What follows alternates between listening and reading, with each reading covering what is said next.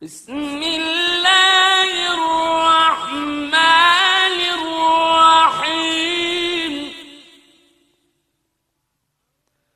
الرحمن علم القرآن.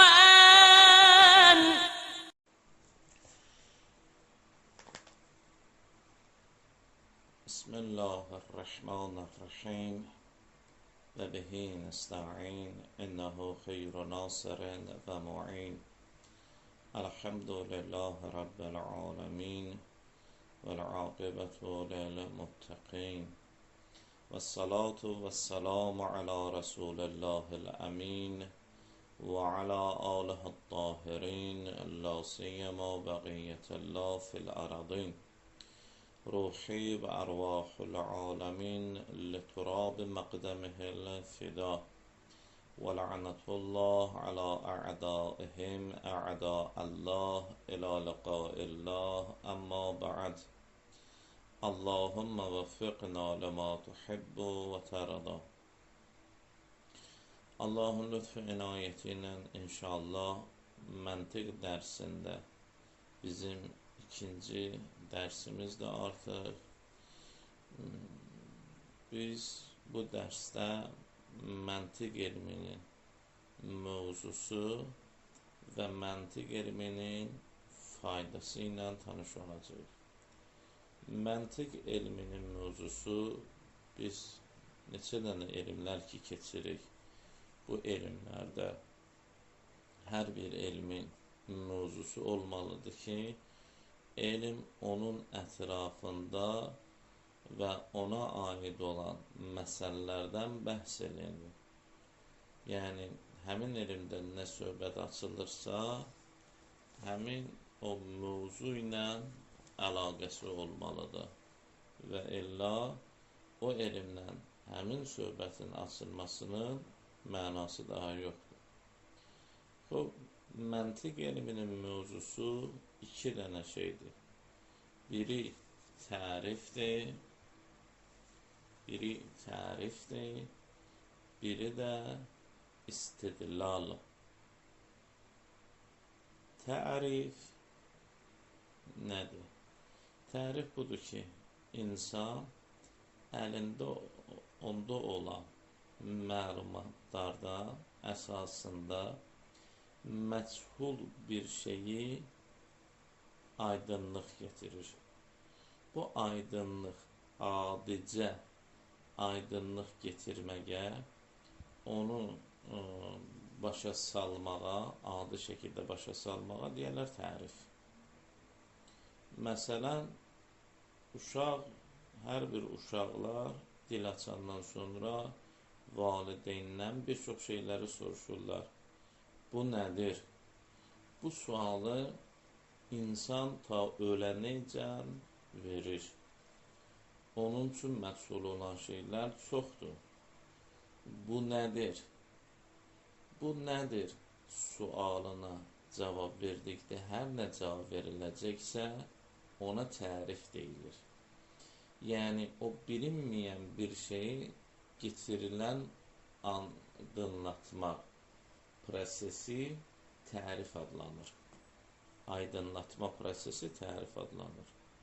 Məsələn, uşaq bıçağı göstərir valideynə, deyir ki, ata ya ana, bu nədir?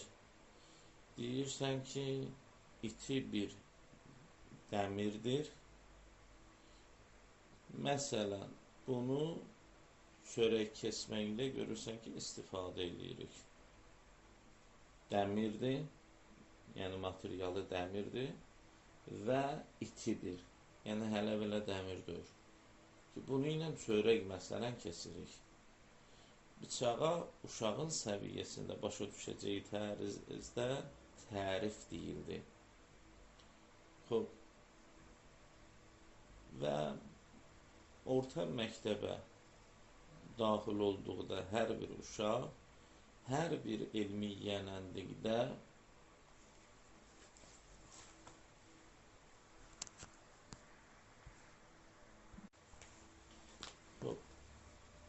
uşaq orta məktəbə daxil olduqda bütün elmlərdə bu suallar onun üçün qarşıya gəlir.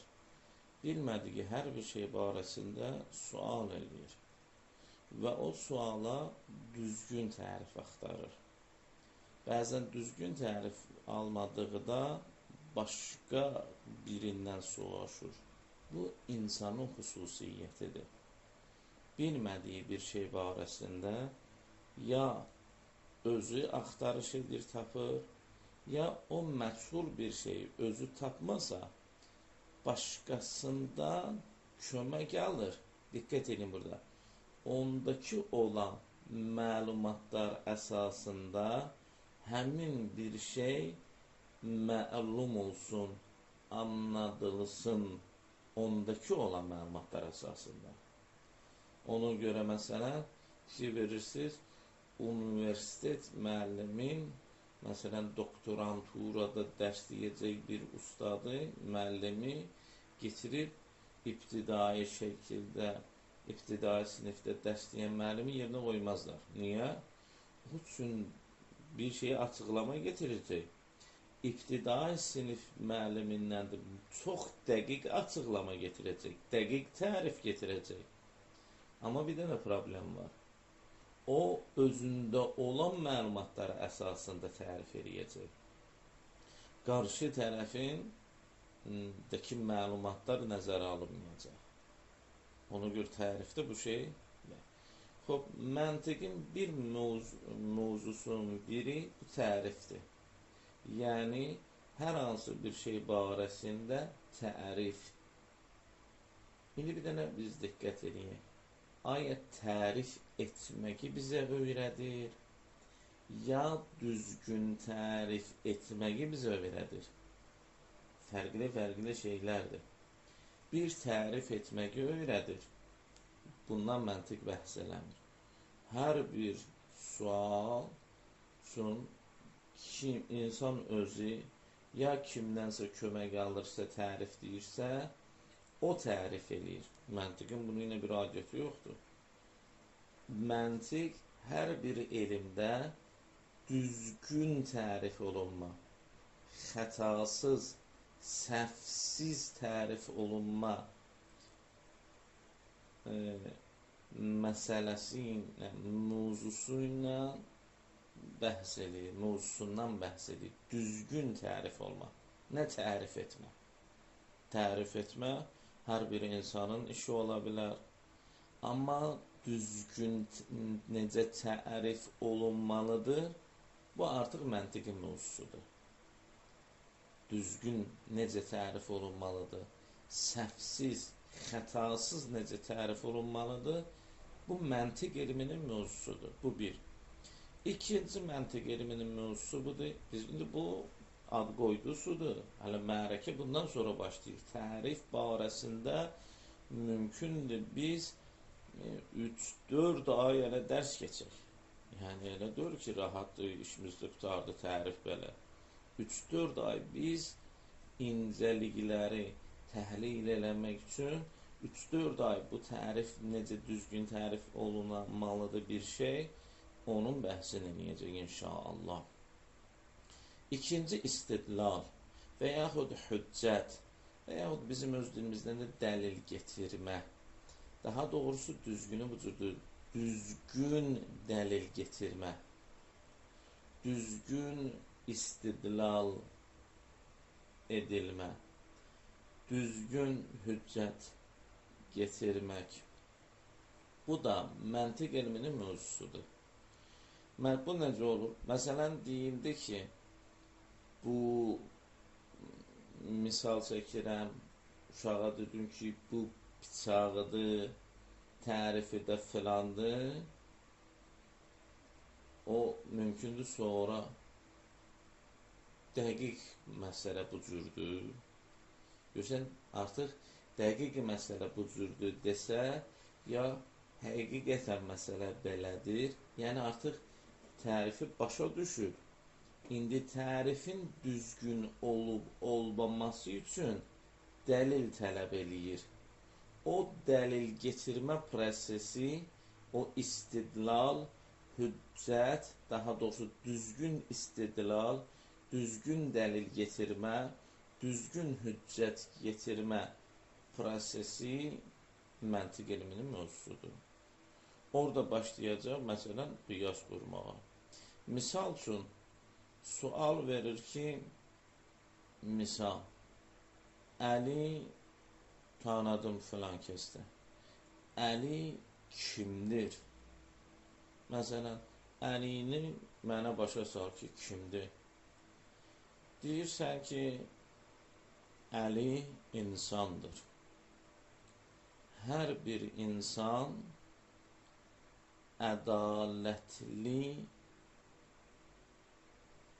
ədalətin bərqərar olmasının istəyəndir. Deyirlər zalimdir, bəli. Hətta bütün zalimlar belə. Mümkündür özləri bərqərar eləməsinlər. Amma özləri ədalətin bərqərar olmasının arzusunda olanlardandırlar. Çünki zalimin özünə zülm elə acığına gələcək.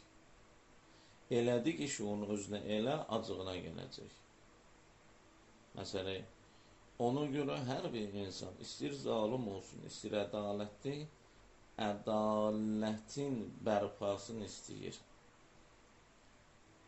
Hər kəs özünə qarşı. Ola bilər başqasına qarşı bunu istəməyə. Amma özünə qarşı onu istəyir. Əli əleyhissalam ona görə buyurur ki, özün üçün bəyəndiyi və başqası üçün bəyən, çünki insan özünə qarşı istədiyi şey ədalətdir. İstəmir özünə bir zərərli bir şey, heç vaxt istəməz. Özün üçün bəyənmədiyin bir şey, başqası üçün də bəyənmə. İndi burada deyilir ki, bəs Əli insandır. Hər bir insan ədalətin bərqərar olmasını istər. Bu istək var. Bəs Əlinin daxilində də ədalətin bərqərar olması istəki var. Ya Əli, başqa cür deyirsən, insandır. Hər bir insan düşünməyə malikdir, sahibdir, düşünə bilir. Bəs Əli düşünə bilir. Yəni, Əli insandırsa, insanda insanlığa xas hansı ümumi xüsusiyyətlər varsa, Əlidə o var. Dəlil də o cür getirilir. Hardan bildin Əli düşünəndir? Bu insandır. İnsandırsa qayda. Bu cür istidlal, dəlil getirmə formaları bunun özü ilə də bizlər inşallah qismət ilahi bəlkə 5-6 ayda ancaq bunun üzərində bəhs edəcəyik. Yəni, bu dəlil getirmə, mən indi bir cümlə ilə dedim, bu kifayət. Bəs düzgün dəlil getirmə məntiq elminin mövzusudur. Çünki insanlar iki şey həyatlarında, iki cür suallar olur məhsul barəsində. Nədir? Niyə bu cürdür? Nə üçün bu cürdür? Nədir bu? Nə üçün bu cürdür? Yəni, bir tərif istəyirlər. Bir də gələn tərifin düzgünlüyünə dəlil istəyirlər. Diqqət edin. Dəlil istəyən adamlar çox zaman azlıq təşkil edirlər. Amma insanın adi halı da həmişə tərif istəyir. Burada da düzgün tərif eləmə və düzgün dəlil getirmə prosesi məntiq elminin mövzusudur. Yəni, məntiq elmi ancaq bu şeylərdən bəhs edəcək. Bundan başqa heç nədən bəhs edəməyəcək. Bu. Qaldı ikinci məsələ. Məntiq elminin faydası nədir? Dedi, tərifdə dedik də. Məntiq elminin 2 dənə faydası var. Biri, düzgün düşünmək neyin vasitəsilə? Fayda, əsas fayda budur. Fikirləşməkdə insanın zehni xətadan qoruyur. İnsanın zehnindəki fikirləşmə prosesində zehnini xətalardan qorumaq məntiq elminin faydasıdır. Bu xəta olmadısa, demək insan düz fikirləşir. İnsan düz fikirləşirsə, düzgün əqidəyə sahib olur. Düzgün əqidəyə sahib olan insanın etdiyi hər bir əməli, rəftarı, davranışı həmişə düzgün olar. Bu insana da bu lazımdır həyatda. Məntiq elmində faydası budur. Bunu bildik. Amma bir çox, hətta müsəlmanların içində olan bəzi müsəlman alimləri, xüsusən bunlar əhl-i sünnədən, o cümlədən Avropanın nəhəng kimi reklama verdiyi bəzi alimləri məntiq elmini ya tamamən faydasız bir şey biliblər, ya bəzi məsələlərində cavabdehlik vermədiyini iddia ediblər. Onu gördüyümlər məntiq elminin elə də faydası yoxdur. Bir elm kimi formalaşmıyor. Onlarda məsələn müsəlmanların içində İbn Teymiyyə, İbn Qayyum, Suyuti, Cəlaləddin Suyuti, bunları misal çəkmək olar. Məsələn, Avropa alimlərindən Dekart ki, məşhur fəlsəfə sahəsində, ondan sonra Engels, bu sosializmin banilərindən olan Engels və bunun kimi bir çoxları var ki, bu iddianı ediblər. Onların bizim əlimizdə ki, mütaliə kitabı kimi vermişdik, orada onlardan 5 dənə şübhəni getiriblər və o şübhələrə də cavab verir. Biri budur ki, siz məntiq elmini niyə oxuyursunuz? Bir halda ki, məntiq deyirsiniz ki, insanları fikirləşməkdə xətadan qoruyur. Amma biz məntiq məsələn dərsi deyənləri, məntiq dərsinə gedənləri görürük ki, bunlar danışığında və yaxud bir şey tərif etməkdə və yaxud bir şey düzgün dəlil getirmə prosesində səhvlərə yol verirlər, xətalara yol verirlər. Məntiq elminin faydası bu idisə, məntiq elmi ilə məşğul olan, istər məntiq alimi olsun, istər məntiqdən dərs deyən olsun, istər məntiqdən dərs alan tələbə olsun, şagird olsun, bunlarda biz görürük səhvlər varsa, biz məntiq elmi o səhvləri aradan qaldırmır deyə bir dərdə değmir, bir faydası yoxdur. Faydası yoxdursa, yəni elm kimi cavabdehlik daşamır insanların suallarına. Cavab buna budur ki, sən elə məntiqdə biz axırlarında bir Sınaat-ül Xəmsə deyilən bir şey var, orada müğalitə bəhsi var. Valla biz məntiq elmi deyirik, yəni məntiqi qanunlar insanları qoruyur. Demədik məntiqlə məşğul olanlar. Məntiq qanunları başqa şeydir. Məntiq qanunlarına yiyələnən insanlar başqa bir şeydir.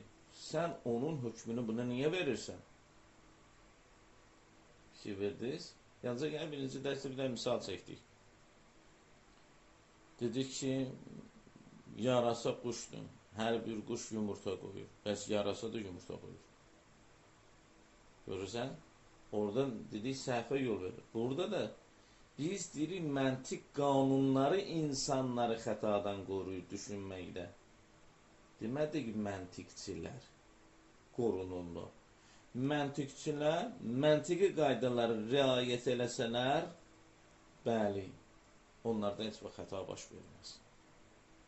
Onlar məntiq alimi də olsalar, məntiq ustadı da olsalar, məntiq dərs öyrənən tələbə də olsalar, məntiq qaydasını yerində istifadə eləməsələr, bəli, xətaya mübtəla olacaqlar. O ayrı bir şeydir, məntiq elminə yiyələnən. Məntiq elmi isə başqa bir şeydir. Sən deyirsən ki, məntiq elminin filan qanunu səhvdir. Deyə bilməzsən axı. Niyə? Niyəsə bundan ibarətdir ki, məntiqdəki qanunlar biz birinci dərsdə bəhs edirik. Həqiqi qanunlardır. Değişilməz əqli qanunlardır. Sən bir dənə onların birini iradə elə, deyir ki, sən düz deyirsən. Bu bir.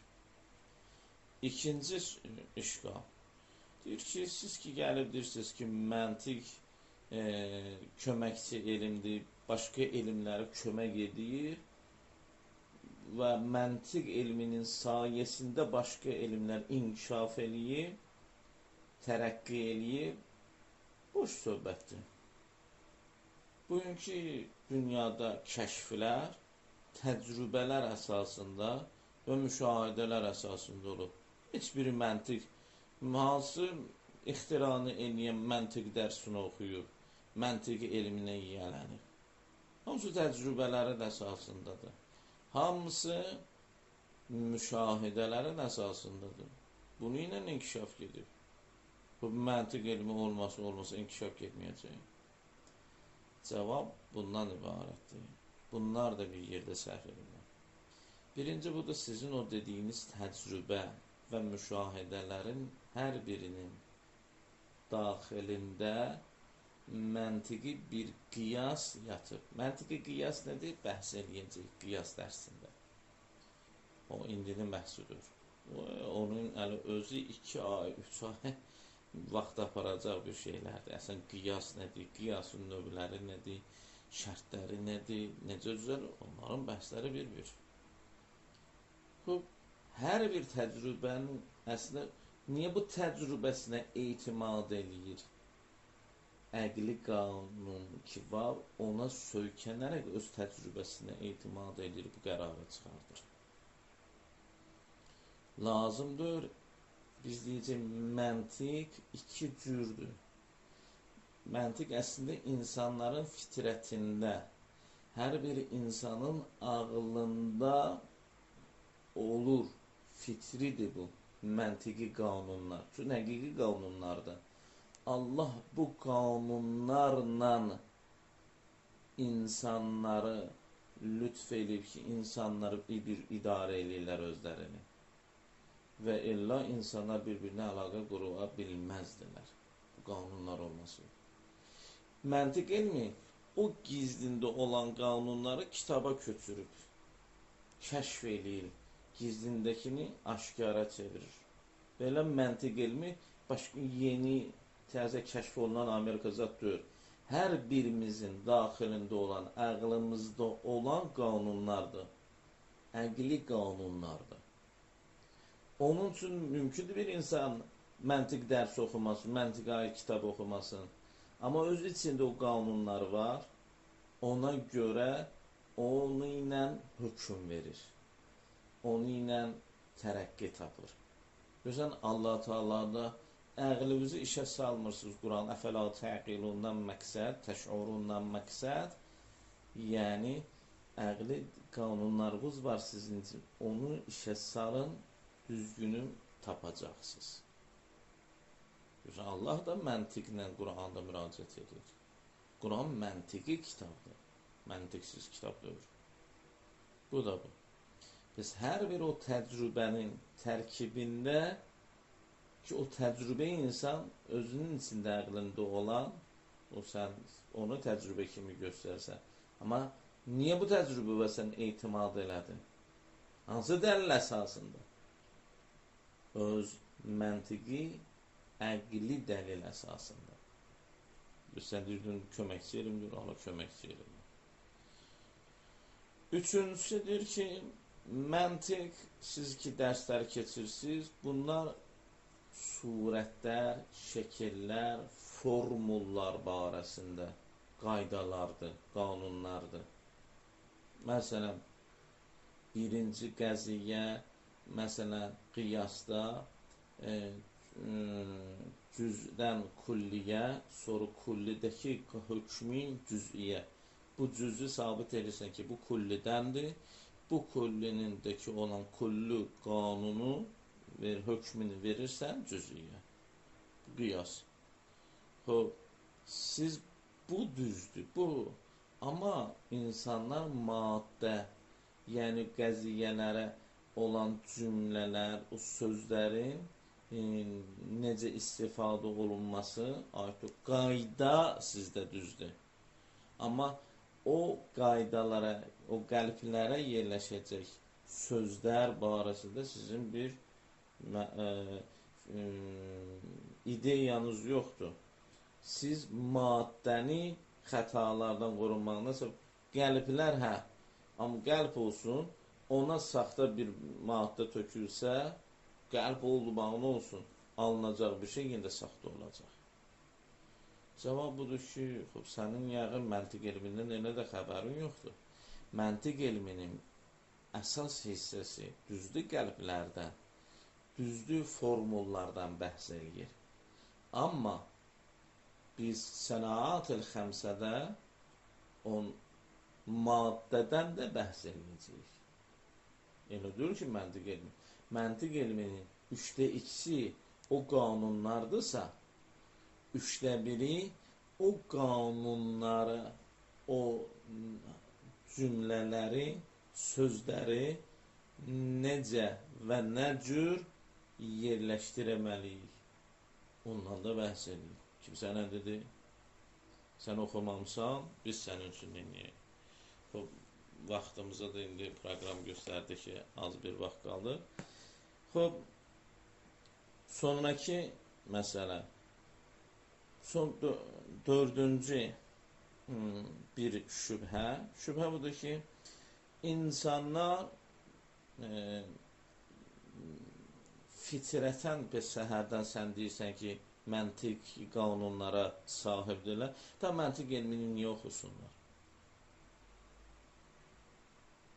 Deyirik ki, məntiq elmi yeni bir şey deyil. İnsanlar o qanunlar özlərində var. Bəzi insanlar o qanunlara istinad eləyə bilir. Bəzi insanlar bəzilərini istinad eləyir, bəzilərini istinad eləyə bilmir. Çünki onun üçün o qanun hələ açılmayıb, kəşf olunmayıb. Onun məsələn dərk etmə gücü ağlının zəifdir ona görə. Məlum oldu. Məsələn, adi evdə uşaqlara baxırsan, bəzi uşaqlara deyirlər, bu çox bilmişdir bu. Niyə çox bilmişdir? Çünki məntiq dərsi keçməyib, çox düşünərək cavablar verir. Bunun gündə çox bilmişdir. Bəzi uşaqdır, onu ilə oynayır, onu ilə həmyaşıddır, deyirsən, yox, bu əfəlin biridir, bu heç nədən başa çıxmır. Niyə? Bəziləri məntiqi qanunları istifadə edə bilir, bəziləri eləyə bilmir. Məntiq elmi o qanunların kəşfidir zahirdə və insanlara öz daxilindəki qanunları kəşf elətdirən elmdir. Başqa bir şey deyil. Niyə ehtiyac olmasın? Dünyada bu dəqiqə çox ehtiyac var. Və məntiq adı ilə, məntiqi insan adı ilə o qədər yalançılar var ki, məntiq elmi onların yalanlarını üzə çıxardır. Biz bunu keçəcəyik bəhsin, müğalitət bəhsi. Bu da bu. Sonuncu bir şübhə, bunu da deyirik, söhbətimiz tamam bugün. O da sonuncu 5-ci şübhə bundan ibarətdir. Məntiq elmi ki, sən dedin. Məsələn, bir də məntiqi bir qayda düşün. Bu məntiqi qaydanı sən sübut eləmək üçün məntiqi bir qayda əsasında sübut eləməlisən. İndi o sübut etdiyin məntiqi qaydanın da özünün bir məntiqi qayda ilə sübut olunması gərəkir.